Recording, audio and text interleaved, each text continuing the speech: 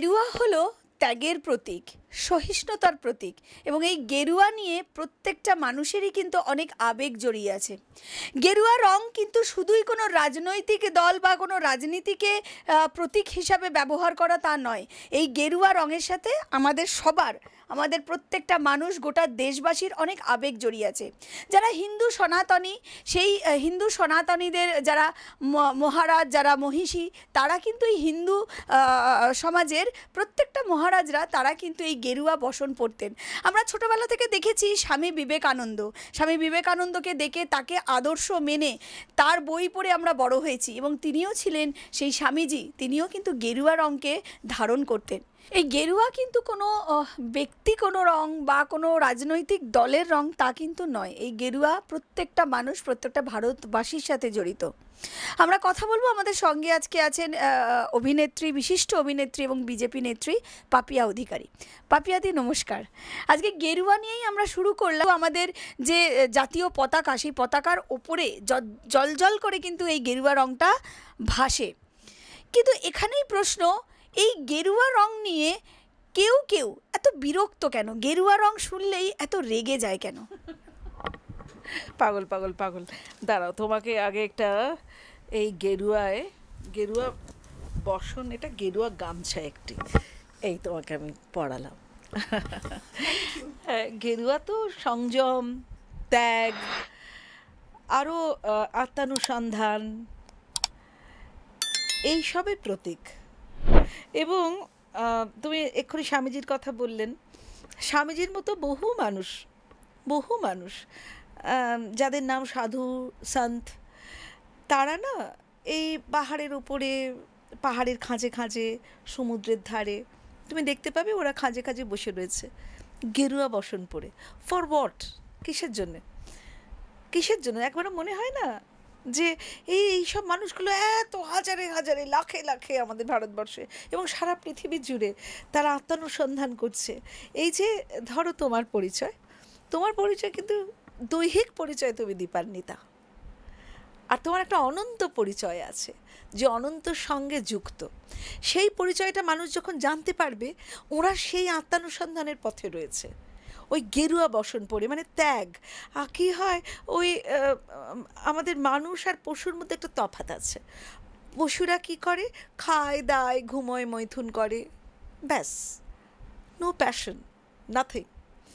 আর মানুষদের মধ্যে ওই একটাই, এই সবের পরেও একটা আছে প্যাশন, স্পিরিচুয়ালিটি। মানে সেটা কিসের জন্য, আমরা কারা, সেই অনন্তের পরিচয়ের জন্য কিন্তু তারা এই কাণ্ডটি করে। মানে তুমি শুধু দীপান্বিতা নও, আমি শুধু পাপিয়া নই, আপনি শুধু আপনি নন, আমাদের এগুলো সব দৈহিক পরিচয় ছিল। মানে right from the very beginning, মানে গেরুয়া রংটাই ছিল।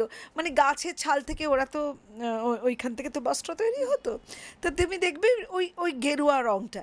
এইবার এই গেরুয়া নিয়ে যারা হই করছে, ভাবছে গেরুয়া মানে বিজেপি, এর থেকে হাস্যকর আর কিছু হতে পারে না।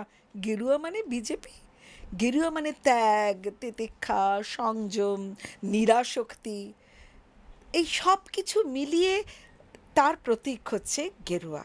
সো এই গেরুয়া নিয়ে যদি কেউ লাফায়, কেউ তেড়ে যায়, কেউ রাগ করে, হ্যাঁ, আমাদের সত্যি কিছু বলার নেই। দেখো, মতুয়ারা মানে হরিচাঁদ ঠাকুর, গুরুচাঁদ ঠাকুর, এরা কি করেছিল, ওরা বলেছিল আমরা যেটা ত্যাগ করব সেটা হচ্ছে ভিক্ষাবৃত্তি, আমরা ভিক্ষা করব না। ওই আমি এক্ষুনি একজনকে বলছিলাম, মানে যখন যা বলি একটু লিখে রাখি, তারপরে হ্যাঁ যদি পরে ভুলে যাই। এই দেখো, উনি তৈরি করেছিলেন, শিক্ষক একটা আন্দোলন তৈরি করেছিল, কারণ উনি বলেছিলেন যে শিক্ষা স্বাস্থ্য পেলে অজেয় হতে হলে আর কি বা লাগে ভিক্ষা, যে জাতি সেই শিক্ষায় শিক্ষিত, স্বাস্থ্য সম্পর্কে সচেতন, তাদের ভিক্ষা করার দরকার নেই। ওরা কি করলো, চণ্ডাল, মুচি, ম্যাথর, মানে যারা কিনা একেবারে লোয়ার ক্লাস, তাদেরকে এই বৃত্তিতে নিয়ে এলো। কোন বৃত্তি? শিক্ষাবৃত্তি। শিক্ষাবৃত্তি যদি থাকে তাহলে ভিক্ষাবৃত্তি আর লাগে না। এই যে ওরা ভাবলো যে আমরা 500 টাকা, তারপরে 1000 টাকা, তারপর 1200 টাকা এই দিয়ে দিলাম, পুরো ভোট আমার। তুমি ভিক্ষাকে বৃত্তি করো না, যেখানে দরকার তাদেরকে দাও। সত্যিই তো অনেকের অনেক দরকার, তাদের তুমি যে এই পুরোটা কিনে নেওয়ার একটা প্রচেষ্টা, ওই যে উনি হরিচাঁদ ঠাকুর, গুরুচাঁদ ঠাকুরের নামটাও আমাদের মুখ্যমন্ত্রী ভুল করেছিলেন, ভুল করে ক্ষমা, ওনার ওনার ডিকশনারিতেই ক্ষমা নেই, ওনার প্রকৃতিগত অবয়বে ওই ক্ষমা বলে কিছু নেই, মানে আমি ক্ষমা চাইব না। এই যে এক্ষুনি যে কাণ্ডটি উনি করছেন, উনি বলছেন যে আইন আইন বিচারক যারা, পুরো আইনসভায় তো সরকারি টাকায় চলে। এই যে একটা ভয়ঙ্কর অহংকার, ব্যাস শুধু এইটুকুনির জন্যই তাকে জেলে পাঠানো যায়। কিন্তু এই আইন আমি মানি না, এই আইন মানি না, আরও অনেক কথা। কেন মানো না? তুমি তো সংবিধান বিরোধী হলে চলবে না। আমরা তো সব একমাত্র জুডিশিয়ারির উপর বিশ্বাস করি, আর সব কিছু তো প্রশাসন তো সব ট্যাঁকে গুঁজে রেখে দিয়েছে। কিন্তু এই যে উনি প্রচণ্ড সংবিধান বিরোধী এবং বিদ্রোহী, মানে সব ব্যাপারেই উনি বিদ্রোহ করেন। বিদ্রোহটা গুড, কিন্তু বিদ্রোহ কিসের জন্য? মুক্তির জন্যে। আমরা তো আরও বদ্ধ হয়ে যাচ্ছি, তাই না? তাই মানে আমাদের যে এই রাজ্যে যে আমরা বেঁচে আছি না, এই রাজ্যে আমরা খুব কষ্ট করে বেঁচে আছি, এত সহ্য করব কেন? সেটাই হচ্ছে কথা। পাপিয়াদি, তুমি এক্ষুনি বললে যে শিক্ষা বৃত্তি এবং ভিক্ষাবৃত্তি আমাদের রাজ্যে আমরা যে পরপর 3-4 বছর ধরে দেখছি, 2016 পুরো প্যানেলটাই বাতিল করে দিল, এবং একটা মুহূর্তের মধ্যে কিন্তু প্রায় 26,000 জন বেকার হয়ে গেলেন। সেখানে যোগ্য অযোগ্য সব মিলেমিশে আছে। বিষয়টা হলো যে আমরা ভিক্ষাবৃত্তির কথা দেখেছি, 500 থেকে 1000, বিভিন্ন ভাতা পাইয়ে দেওয়া, পুরোহিত ভাতা, বিধবা ভাতা, এমনকি বিয়ে দেওয়ার সময় তাকে টাকা দেওয়া, বিভিন্ন ধরনের স্কিম আছে। বক্তব্যটা হচ্ছে যে শিক্ষাবৃত্তিটা তো আজকে দেখলাম কি হলো, পুরো একটা এডুকেশন ডিপার্টমেন্ট জেলে। এবং শুধু তাই নয়, যারা চাকরি করতেন এত বছর ধরে তাদের কি পরিস্থিতি হলো, যোগ্যরাও রাস্তায়, যারা অযোগ্য তারাও রাস্তায়, যারা ঘুষ দিয়ে চাকরি দিয়েছে তারাও রাস্তায়, মানে সবটাই এখন রাস্তায়। তাহলে কি পুরোটাই পশ্চিমবাংলা এই ভিক্ষাবৃত্তির ওপর বাঁচবে? কি মনে হয়? দেখো, বৃত্তি মানে আমরা চণ্ডীতে বলি, ইয়া দেবী সর্বভূতেষু কান্তি রূপেণ সংস্থিতা। কান্তি মানে অ্যাস্থেটিক্স, যা কিছু কান্তি সেটাই লক্ষ্মী। ইয়া দেবী সর্বভূতেষু লক্ষ্মী রূপেণ সংস্থিতা, নমস্তস্বৈ নমস্তস্বৈ নমস্তস্বৈ নমঃ নমঃ। আর তারপরে ইয়া দেবী সর্বভূতেষু বৃত্তি রূপেণ সংস্থিতা, নমস্তস্বৈ নমস্তস্বৈ নমস্তস্বৈ নমঃ নমঃ। বৃত্তি, এই যে প্রফেশন, তুমি সাংবাদিক, ও টেকনিশিয়ান, আমি আই ডোন্ট নো এখন এক্স্যাক্টলি আমার পরিচয়টা, তবে অভিনয়ের পেশাটা আছে, ন্যাচারালি আছে, ওটা ইট কামস ন্যাচারালি। কারণ আমি, আমার মা, তার বাবা, আমরা সবাই এই বৃত্তিতে আছি, অভিনয় এবং ডিরেকশন এবং লেখা। 4টে না, আমার যে বাচ্চারা তারাও কিন্তু এই প্রফেশনেই আছে, মানে 5টা জেনারেশন হয়ে গেল। ওদিকে মায়ের মা, আমি, আচ্ছা আমার বাচ্চারা, আমি, মায়ের বাবা, তার বাবা, হ্যাঁ ন্যাচারালি এতগুলো। তো এতগুলো, এটা আমাদের বৃত্তি। কিন্তু তার সাথে এই যে রাজনৈতিক চেতনার মধ্যে আছে, এটা কিন্তু আমার মায়ের মধ্যেও ছিল, মায়ের বাবার মধ্যেও ছিল, তার আগের জন্য আমি জানি না। এবং আমার বাচ্চারা পলিটিক্যালি ভীষণ ওরা ইকুইপড এবং কনসিয়াস, ওরা জানে। হ্যাঁ, সবাই যে এক মতে বিশ্বাসী সেটা আমি এক্ষুনি বলতে পারছি না, কিন্তু ওরা প্রত্যেকে, মানে আমাদের রাত্রিবেলা ডিনারে সকলের দেখা হয়। আগে সব আলাদা আলাদা আমরা বাস করছিলাম, কিন্তু এখন আবার আমরা বাচ্চারা সবাই মিলে একসাথেই থাকি। তাই আমি বুঝতে পারি যে ইট ইজ ভেরি ইম্পর্টেন্ট যে প্রত্যেকের একটা পলিটিক্যাল সচেতনতা থাকাটা দরকার। তোমার প্রশ্নটা কি ছিল জানি? এই যে রাজ্যটা কি তাহলে শুধু ভিক্ষাবৃত্তিতেই এসে পড়ে? হ্যাঁ, সেটাই। এই যে ভিক্ষাটা না পুরো ভোট ব্যাংক কালচার হয়ে গেছে। এই যে আমরা ইন্ট্রুডার্সদের, এই বাইরে বাইরে যে সমস্ত অনুপ্রবেশকারীদের আমরা মানে আমাদের এই সরকার আসতে দিয়েছেন এবং তাদেরকে থাকতে দিয়েছেন, এবং এনআরসিসিএর নামে উনি তাদেরকে সকলকে ভীষণ ভয় ভীতি ভাব এনে দিচ্ছেন। ডিটেনশন ক্যাম্পের নামে বলছে তোমাদের সব হিন্দুদের বলছে তোমরা ডিটেনশন ক্যাম্পে চলে যাবে। ডিটেনশন ক্যাম্পে কোনো হিন্দুদের ওইভাবে রাখা হচ্ছে না। যারা দুম করে এখানে এসেছে এবং পরিচয় দিতে পারছে না একমাত্র তাদের। উনি বলছেন লক্ষ লক্ষ লক্ষ লক্ষ। একজন সাংবাদিক আমাদের শফিকুল, সে ওখানে ডিটেনশন ক্যাম্পে গেছে, গিয়ে দেখে মাত্র 204 জন রয়েছে। উনি নাকি এতদিনের সাংসদের পেনশন নেন না, উনি আমাদের মুখ্যমন্ত্রীত্বের কোনো টাকা নেন না, উনি কোথাও কিছু নেন না। কত বড় গাড়ি চড়েন, কত দামি ফোন ব্যবহার করেন, দামি ক্রক্সের চটি ব্যবহার করেন, কত শাড়ি টাড়িগুলো দেখায় কিন্তু খুব সিধা সাপটা, কিন্তু মোটেই তা নয়। মানে মনে মনে উনি জানেন আমি কোন লেভেলে রয়েছি, কিন্তু মুখে বলার সময় তো এই কথাগুলো বলে যাচ্ছে। সুতরাং উনি আমাদের ট্যাক্সের পয়সায় দেবেন। এবার কিভাবে আমাদের এই যে ধরো কত লক্ষ, 30 লক্ষ, কত লক্ষ, ওই যে টাকাটা দিয়ে এসএসসির ফর্মটা কিনতে হয়, সেটা একটা বিরাট অ্যামাউন্টের টাকা। সেই টাকাগুলো কোথায় যায়? মুখ্যমন্ত্রী জবাব দিন, সেই টাকাগুলো কোথায় যায়? এক একটা স্কিমে ওই যে ফর্মগুলো আমাদের দিয়ে কেনান, তো তার তো একটা টাকা আছে। সেই টাকাগুলো তারপরে যারা পরীক্ষা দিল তাদেরকে তো সব অযোগ্য হয়ে গেল, তারা এখনও রাস্তায় বসে আছে। আপনি নাকি বলছেন আপনার 40 লক্ষ না 80 লক্ষ চাকরি আপনার কাছেই রয়েছে, আপনার কাছে, আপনার বুক পকেটে রয়েছে, আপনার বুক পকেটে রয়েছে 80 লক্ষ চাকরি। তাহলে যদি চাকরিগুলো থাকতো তাহলে কি ছেলেগুলো বাইরে এরকম বসে থাকতো শীত গ্রীষ্ম বর্ষা, দুর্গাপুজো কালী পুজো, হ্যাঁ, ঈদ মহরম, সবসময় ওরা বসে আছে? কেন কেন ওরা বসে থাকবে যদি আপনার কাছেই তো 40 লক্ষ 80 লক্ষ চাকরি মজুত রয়েছে? তা বুক পকেট থেকে বার করে দিয়ে দিন না চাকরিগুলো, দিন। এত মিথ্যা কথা বললে তো হবে না। আর আপনি শুধু মিথ্যা কথা বলছেন না, আপনি অহংকারে মটমট করছেন। আপনি আইনজীবীদের কী কাণ্ড বলেছেন, কালকে বলেছেন যে বিজেপির চিহ্নে একটা জজ এই সমস্ত কাণ্ড করেছে। আমাদের এক্স জাস্টিস অভিজিৎ দা যতদিন ওই চেয়ারে বসেছিলেন তিনি justice and nothing but justice করেছেন, এবং উনি অসহ্য হয়ে গেছেন। এই এখন তো আমার মনে হচ্ছে আমাদের অমৃতা দিদিও অসুস্থ হয়ে পড়েছেন। উনি উনি উনি এসব দেখে শুনে আজকেই উনি বলেছেন যে এত কম টাকা তো অভিষেক ব্যানার্জির তো হতে পারে না, এত কম টাকা, মানে ওটা কনফিসকেট করেছে, তো এত কম টাকা তো হতে পারে না, 134 কোটি না, মানে বিশাল ব্যাপার। আমাদের অমৃতা ম্যাডামও কিন্তু খুব হয়রান হয়ে যাচ্ছেন, আফটার অভিজিৎ দা আরও যারা যারা সব রয়েছেন তারা হয়রান হয়ে যাচ্ছেন। আমি এইরকম দুর্নীতিগ্রস্ত, আমার মনে হয় সারা পৃথিবীতে এইরকম দুর্নীতিগ্রস্ত সরকার কখনো কেউ দেখেছে বলে আমার মনে হয় না। তো পাপিয়াদি, আর একটা বিষয়ে যাব। এসএসসি দুর্নীতি যা হয়েছে, চাকরি প্রার্থীদের চাকরি চলে গেল, এটা একটা সবটাই এখন বিচারাধীন, কারণ সুপ্রিম কোর্টের দ্বারস্থ হচ্ছে রাজ্য সরকার বা এসএসসির তরফ থেকে। তুমি কি একটা কথা জানো, এই যে ওরা সুপার নিউমেরিটিক,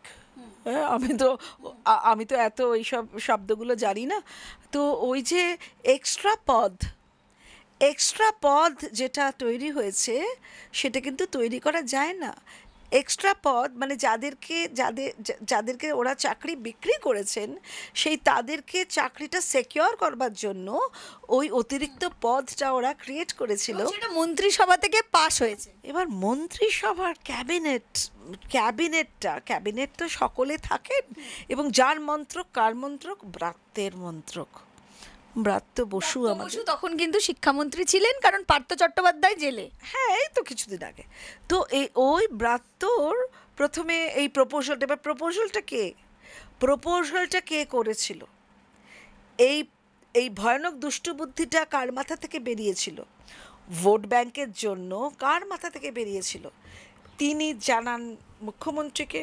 এইবার প্রত্যেকটা মন্ত্রক বলবে ইয়েস, তারপর আবার মুখ্যমন্ত্রীর কাছে যাবে, মুখ্যমন্ত্রী তখন যিনি ক্যাবিনেট সেক্রেটারি তাকে বলবে, ক্যাবিনেট সেক্রেটারি চিফ সেক্রেটারিকে বলবে। It's a long process. কিন্তু ঘটনাটা অ্যাবসলিউটলি বেআইনি। এবং শুধু এই কারণেই কিন্তু ব্রাত্য বসু এবং মমতা বন্দ্যোপাধ্যায়কে জেলে পড়া উচিত, শুধু একটা এই কারণে।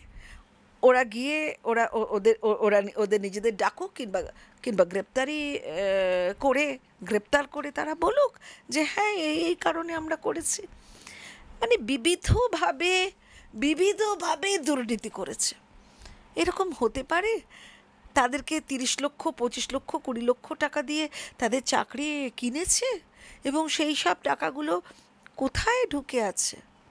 কোথায়? আমরা তো মাত্র 50 কোটি পেয়েছি, আর ওই কয়েক কেজি সোনাদানা পেয়েছি, তাতেই কিন্তু ওই দুজন জেলে গড়াগড়ি খাচ্ছে, পার্থ আর অপা। তারা তো কি অপা না কি নাম ভগবান জানে, তো তারা তো জেলে গড়াগড়ি খাচ্ছে। And the rest of the others. ব্রাত্যকে ইমিডিয়েটলি ডেকে প্রশ্ন করা উচিত। এবং সিএম, আপনাকেও কিন্তু বলতে হবে, আপনি তো সুপ্রিমো, আপনার দলের সুপ্রিমো এবং আমাদের সকলের মুখ্যমন্ত্রী। এতগুলো মানুষ, তুমি ভাবো, আবার তাদেরকে উস্কাচ্ছে, আমরা থাকবো, আমরা আন্দোলন করবো, লড়াই ছাড়বো না, আপনারা শুধু আমাকে ভোট দিন, আপনাকে এইরকম বিজেপি এই কাণ্ড করেছে। বিজেপি করেনি, সিস্টেমটা করেছে। সেই সিস্টেমটাকে আপনি কদর্যভাবে কলুষিত করেছেন। পাপিয়াদি, বিষয়টা কিন্তু শুধু 26,000 বেকার হয়ে গেল বা চাকরি চলে গেল তা নয়। এই 26,000-এর সাথে আরও অনেক কিন্তু মানুষ জড়িয়ে, তাদের পরিবার জড়িয়ে, তাদের প্রতিবেশী জড়িয়ে, মানে অনেক মানুষ কিন্তু রিলেটেড অবশ্যই। এবং সেইভাবে দেখতে গেলে কিন্তু এটা শুধু 26,000 একটা সংখ্যা বলছি আমরা, তা নয়, হয়তো কয়েক লাখ জড়িয়ে এবং কয়েক লাখ মানুষের ক্ষতিগ্রস্ত হলো বাংলায়। একদম, সেটা একদম মুখ্যমন্ত্রীর জন্য, মুখ্যমন্ত্রী এবং তার ক্যাবিনেটের জন্য। কেন ওনার মনে হলো কিছু যোগ্যও আছে, এবং যোগ্যদের সঙ্গে কিন্তু আমরা সবাই আছি, but it will take a long course. তাদের ওএমআর শিট দিয়ে, তাদের ওএমআর যাদের উত্তরপত্রের ওই কপি আছে, সেটা মেলাবে, করবে, ইটস আ লং প্রসেস। চাকরি যোগ্যদের হয়তো যাবে না, কারণ কিন্তু তাদেরকে লড়াই করতে হবে, প্রমাণ করতে হবে। এবং কিসের জন্য আপনাদের করতে হচ্ছে? এই দুর্নীতিগ্রস্ত সরকারটার জন্য, নিজেদের রোজগারের জন্য ওরা আপনাদের ফাঁসিয়ে দিল। এবার আপনাদের বলছে আমরা লড়াই করব আপনাদের সঙ্গে, শুধু আপনারা আমাদের ভোটটা দিয়ে দিন। কেন ভোট দেবেন? কেন দেবেন ওদের ভোট? যারা আপনার মান সম্ভ্রম সব কিছু নষ্ট করলো শুধু নিজেদের স্বার্থের জন্য, কেন ওদের ভোট দেবেন? মোটেই ভোট দেবেন না। দরকার হলে বিজেপিকে ভোট দেবেন, বিজেপি করবে। বিজেপি সারা জীবন ধরে, আজকে এই 10 বছর মাত্র, 2014 থেকে 2024-এ কী কাণ্ড করেছেন মোদিজি। অ্যান্ড ফর দ্য সকলে বলছে এই যে দেব শুনলাম কালকে নাকি এক জায়গায় বলছে উনি শুধু রাম মন্দির করেছেন। আরে রাম মন্দির একটা প্যাশন, রাম মন্দির একটা প্যাশন, 500 বছর ধরে একটা প্যাশন, একটা অন্তর্লীন মানসিক ইচ্ছে। সেই ইচ্ছেটা উনি করে দিয়েছেন, কিন্তু তার পাশে এইমস করেছেন, মেডিকেল কলেজ করেছেন, অনেক কাণ্ড করেছেন, রেলওয়ে ট্র্যাক করেছেন। বন্দে ভারত শুধু নয়, উনি কত রেলওয়ে ট্র্যাক করেছে জানো। উনি মেট্রো রেল তৈরি করেছেন গত 10 বছরে 900 কিলোমিটার বেশি মেট্রো রেল।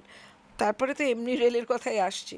4 কোটির বেশি বিনামূল্যে ঘর তৈরি করেছেন, 315টার বেশি মেডিকেল কলেজ তৈরি করেছেন। শুধু রাম মন্দির তো নয় দেব, এগুলো একটু শিখতে হবে, জানতে হবে। তো আমি লিখে রেখে দিয়েছি, তুমিও ভাই লিখে বলো, শুধু রাম মন্দির নয় ভাই, আমাদের প্রধানমন্ত্রী এইগুলো করেছেন। দেব নিজের খতিয়ানটাও দিতে পারে। ঘাটাল মাস্টার প্ল্যান নিয়ে তো দীর্ঘ বছর ধরে মাস্টার প্ল্যান তো কোথায় ঢুকে গেল আমরা জানি না, খালি বলে Ghatal master plan, Ghatal master plan. What is that Ghatal master plan? We want to no. আমরা সবাই জানতে চাই। সবাই বলে, ও দেবও বলে যাচ্ছে Ghatal master plan, Ghatal master plan, Ghatal master plan. What is all about this Ghatal master plan? We want to know. আর তুমি জানো তো মাস্টার প্ল্যান ঘাটালটা কি? তুমি জানো তো? চুপে শিখে নিও তোমার সুপ্রিমোর কাছে, ঘাটাল মাস্টার প্ল্যানটা কি দিদি। এবার দিদি জানেন কি না সেটাও আমরা জানি না, কিন্তু ঘাটাল মাস্টার প্ল্যান করে ওই মূলো আমরা অনেক দেখেছি। আমরা ওই গাজরের হালুয়া খেতে রাজি নই। আরও প্রধানমন্ত্রী কী করেছে এই গত 10 বছরে। এই মানুষকে ছাড়বার লোক নাকি? এই মানুষ সাধুর মতো। আমি নিজে কথা বলেছি তার সাথে, আমি জানি সেই মানুষটা কি করতে পারে আর কি করতে পারে না। 220টা এই 315টা 315টি মেডিকেল কলেজ তৈরি করেছেন এই গত 10 বছরে। 22টার বেশি এইমস তৈরি করেছে। এই যে বলছে না হসপিটাল তৈরি করতে পারলো না, ওই তৈরি করতে পারলো না, তৈরি হয়েছে বাবা, অনেক তৈরি হয়েছে, জানতে হবে, খতিয়ানটা দেখে রাখতে হবে, তো অনেক তৈরি হয়েছে। 51 কোটি ব্যাংক অ্যাকাউন্ট খুলে দিয়েছে। ভাবো 51 কোটিটা, যারা কোনোদিন নিজেদের ব্যাংক অ্যাকাউন্ট ভাবতে পারেনি তাদের ব্যাংক অ্যাকাউন্ট করে দিয়েছে। 45 কোটির বেশি মুদ্রা লোন দিয়েছে। 220 কোটির বেশি ফ্রি কোভিড ভ্যাকসিন, মনে আছে? শুধু আমাদের নয়, সকলকে, সারা পৃথিবীতে কোভিড ভ্যাকসিন পৌঁছেছিল।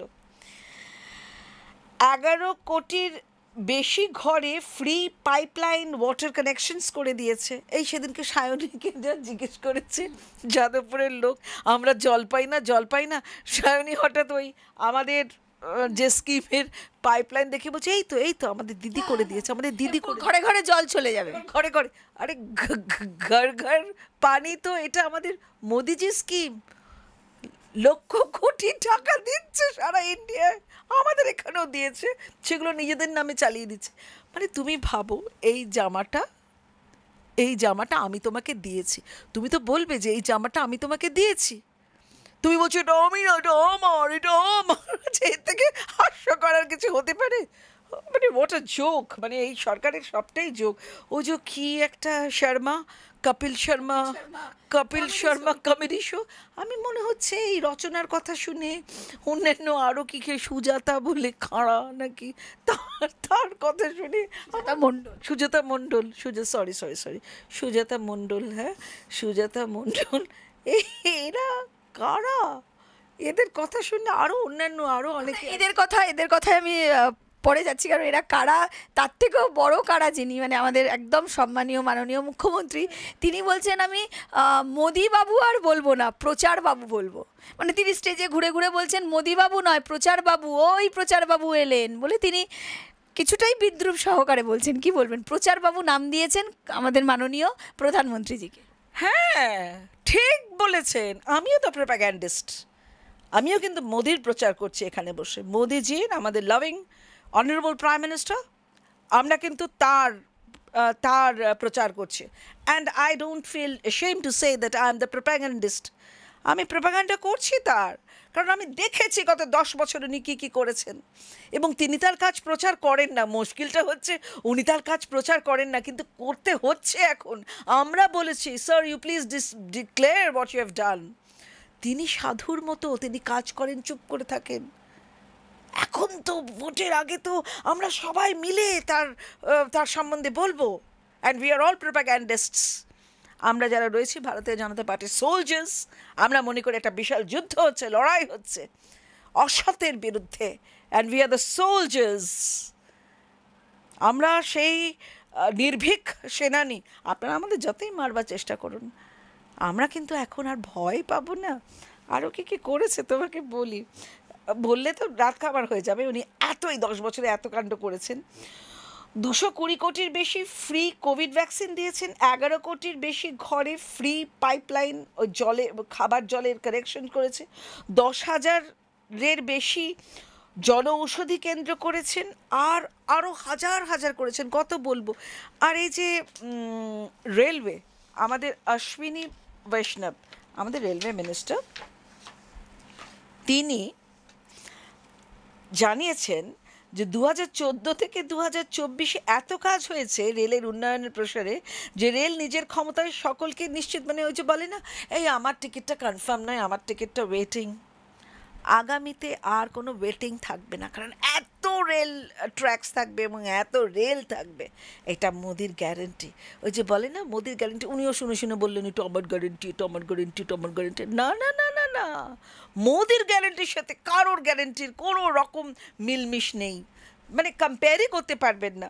যেরকম 31,000 কিলোমিটার নতুন রেলপথ স্থাপিত হয়েছে এই 10 বছরে মোদির তৎপরতায়। 2014-এর আগে 1 কিলোমিটার রেলওয়ে ট্র্যাক তৈরি হয়নি। 2004 থেকে 2014 ইউপিএ, আমাদের আগের যে আমলে, শুধু 32,000 কোচ নির্মিত হয়েছিল। আর পরের 10 বছরে মোদি জমানায় 54,000 কোচ নির্মিত হয়েছে। তাহলে কত মানুষ উঠছে বলুন তো? 54,000, এটা হচ্ছে রেলের। এবার আগামী 10 বছরে 3-4 বছরের মধ্যে নতুন 3,000টা ট্রেন আসবে। বর্তমানে দেশে প্রতিদিন 10,748টা ট্রেন চলে, তা বেড়ে 13,000 হবে, যার ফলে রেলযাত্রী বার্ষিক সংখ্যা 400 কোটি থেকে বেড়ে 10,000 কোটি হবে। প্রতি বছরই 4 থেকে 5,000 কিলোমিটার রেল লাইন বসানো হবে। তুমি ভাবো, এই কাণ্ড করছে, তাহলে প্রচার হবে না? প্রচার বাবু কেন বলছেন? আপনিও প্রচার করুন। আমি যে শিখিয়ে দিলাম কি কি হচ্ছে, হাজার হাজার, এরপরও আরো হাজার হাজার আছে, আপনিও প্রচার করুন। পাপিয়াদি, তৃণমূল কংগ্রেসও কিন্তু প্রচুর ভালো ভালো কাজ করেছে। আমি যেহেতু খতিয়ানটা আপনি একদম ডিটেলে বললেন, নর্মালি আমরা যেটুকুনি জানি অনেক ভালো ভালো উন্নয়নমূলক কাজ কিন্তু তৃণমূল কংগ্রেসের তরফ, মানে সরকারের তরফ থেকে করেছে। ত্রিফলা তো আছে, মানে উনি যখন শুরুতে এসেছিলেন তখন তো ত্রিফলা দিয়ে গোটা পশ্চিমবাংলা মানে কলকাতাকে সাজানো হয়েছিল। তখন সেই সময় শোভন চট্টোপাধ্যায় তিনি মেয়র ছিলেন। এরপরে কিন্তু বিভিন্ন ভালো ভালো প্রকল্প করেছে, মানে তারও একটা খতিয়ান, যেমন যুবশ্রী, কন্যাশ্রী, রূপশ্রী, একাধিক শ্রী, তারপরে বার্ধক্য ভাতা, ইমাম ভাতা, পুরোহিত ভাতা, সাইকেল, ভিক্ষা ভিক্ষা ভিক্ষা, এমনকি সাইকেল বাংলাদেশে চলে গেল। সাইকেল বাংলাদেশে বিক্রি হচ্ছে, আমাদের আমাদের সবুজ সাথী সাইকেল বাংলাদেশে বিক্রি হচ্ছে 8,000 টাকা, আমাদের এখানকার জিনিস। আর আমরা ওদের জয় বাংলা বলে যাচ্ছি। আমরা ওদের এখানেও তো না, মানে আমরা যদি জয় বাংলা নিই ওদের, তাহলে ওদেরকেও কিছু দিতে হবে। সাইকেলটা দিলাম না, এগুলো করে কি লাভ হলো? কি লাভ হলো? আমি বলছি যে তোমরা স্বাস্থ্যসাথীটা করো, তার সাথে আয়ুষ্মান ভারতটা করলে কি ক্ষতি হতো? মানে আমি আমার দেশের মানুষ, আমার রাজ্যের মানুষদের বলছি যে ধরুন ওই 5 লক্ষ করে তো আপনারা পেলেন, এবং আমাদের কৃষকের যে যোজনা, সেটাও তো ওদেরকে করতে দিচ্ছে না কেন? আপনিও দিন, সেন্ট্রাল থেকেও দিন। আপনার খালি চিন্তা, ওই রে মোদিবাবুর প্রচার হয়ে যাবে, মোদিবাবুর কাছে সব ভোটগুলো চলে যাবে। তো যাক না। আপনি যখন এসেছিলেন, সংবিধানে যখন ওথটা নিয়েছিলেন, প্রতিজ্ঞাটি করেছিলেন যে আমি মানুষের জন্য কাজ করব, তাই না? এটা বলেছিলেন তো মানুষের জন্য কাজ তো আপনি করলেন না কেন? যারা বিয়ে দিতে পারছে না, খুব গরিব ঘর থেকে, তাদের বিয়ের জন্যও তো টাকা দিচ্ছে, এগুলো তো কাজ করা পাপিয়াদি। কিন্তু সেগুলোর জন্য সব স্কিম তো রয়েছে, আপনি নিজে করুন না। কিন্তু সে টাকাগুলো কোত্থেকে আসছে? টাকাগুলো কি চুরির টাকাগুলো হচ্ছে কাজ? আপনি তো এই অ্যাকাউন্টের টাকা, যেহেতু মানে আমার বাড়িতে প্রচুর চার্টার্ড অ্যাকাউন্টেন্টস আসে, এদের প্রথম কাজ হচ্ছে যে অ্যাকাউন্টের টাকা সেই অ্যাকাউন্টেই থাকবে, যে অ্যাকাউন্টের কাজ সেই অ্যাকাউন্টেই থাকবে। আমি কিছু বুঝি না, কিন্তু মাঝে মাঝে তো ওভার হিয়ার করতে হয়। তা আপনি এই অ্যাকাউন্টের টাকা এই অ্যাকাউন্টে, এই অ্যাকাউন্টের টাকা এই অ্যাকাউন্টে, সেই অ্যাকাউন্টের টাকা, প্রথম যে অ্যাকাউন্টটা সেটা তো শূন্য হয়ে গেল। তাহলে জানতে হবে তো আপনাদের, আমি জানি না আপনাদের যারা ফিন্যান্সে রয়েছেন তারা কি করে আপনাদের এই বুদ্ধি যোগাচ্ছে। I have no idea really.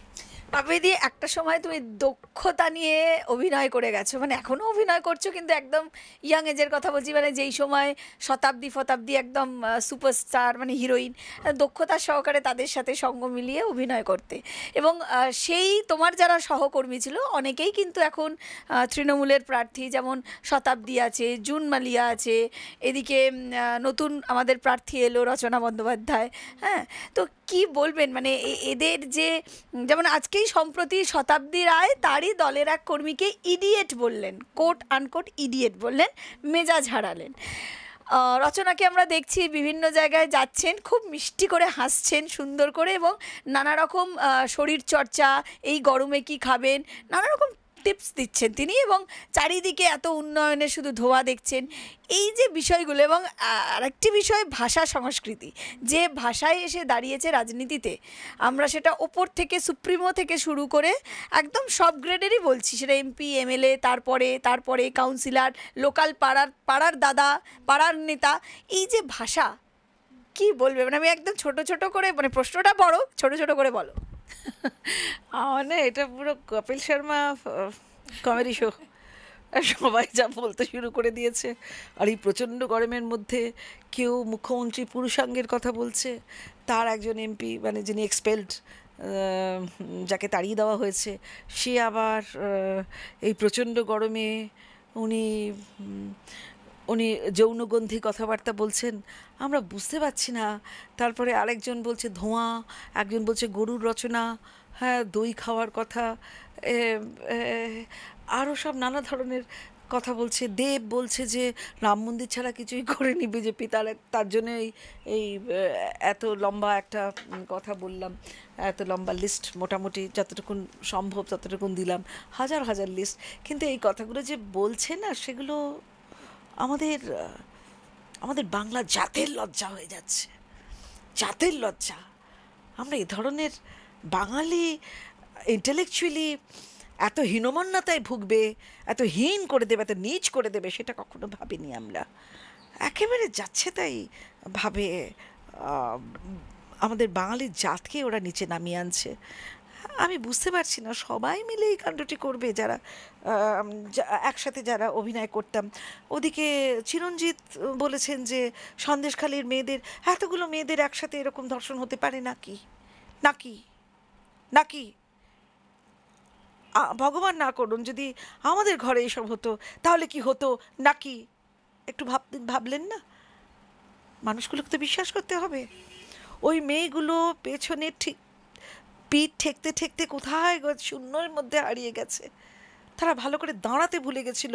এই এত বছর বাদে, হঠাৎ 12 বছর বাদে তারা ওই শাহজাহান যখন ওখান থেকে অ্যাবসেন্ট হয়ে গেল, তখন তারা গলাটা তুলল। তা সেইটাই তো we should all celebrate their courage. তাদের তারা যে এরকম ভয় মুক্ত হয়ে সাহসের সঙ্গে রেখা পাত্ররা সবাই মিলে যে উঠে এলো। আমাদের চিরঞ্জিত তাহলে তো এদের জন্য অভিনয় করেনি, এদের জন্য অভিনয় করনি শতাব্দী? যাকে ইডিয়েট বলছো, তাদের তাদের উষ্ণতায়, তাদের ভালোবাসায়, তাদের আশীর্বাদে তো তুমি আজকে শতাব্দী, তাই না? দেখো, তোমাদের সকলের সাথে আমার অত্যন্ত ভালো সম্পর্ক। তোমরা সবাই আমার সাথী। আমার আমার প্রথম থেকে যখন আমি শুরু করেছিলাম, we all had been together, তখন আমাদের রাজনীতি হিসেবে আমাদের টুকরো টুকরো করে দেয়নি। কিন্তু তোমাদের সুপ্রিমো যেটা বলছে সেটা তোমরা বলছো। আমি মুনমুন, সেও আমার খুব ভালো বন্ধু, সে পরিষ্কার বলেছে যে আমি কিছু জানতাম না, আমি কিছু বুঝতাম না।